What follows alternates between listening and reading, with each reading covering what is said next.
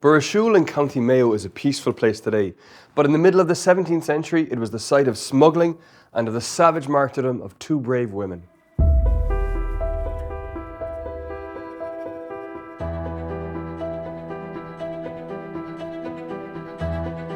In 1641, the King of Spain received a letter from an Irish Dominican friar called John O'Conor. It was an update on an ongoing smuggling project funded by the King.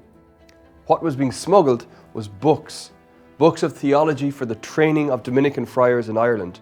They were doing their best to maintain the ministry of building up the Catholic community at a time of persecution. In that letter, the King is told that the books must be brought here to Burrishoole, since this was a region under Catholic control, and the books could be safely distributed from here.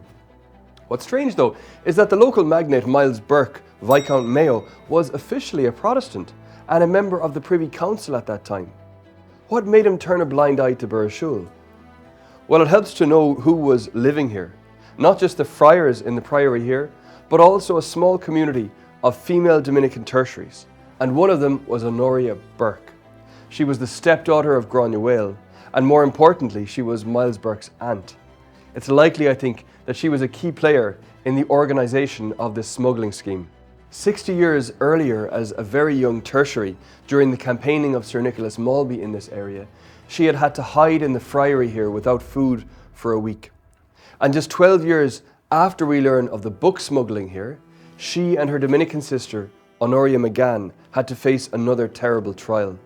It was the height of the Cromwellian invasion, and it would have been much easier for the sisters to abandon their life of prayer and good works, but they stayed here faithfully. When Cromwellian soldiers arrived here in Burrishoole in February 1653, the two Dominican sisters and a younger assistant fled to an island in Lough Furnace.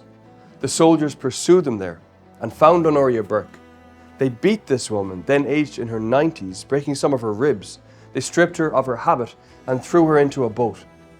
After the soldiers left, the young assistant found her and heard her asking to be brought back to the friary.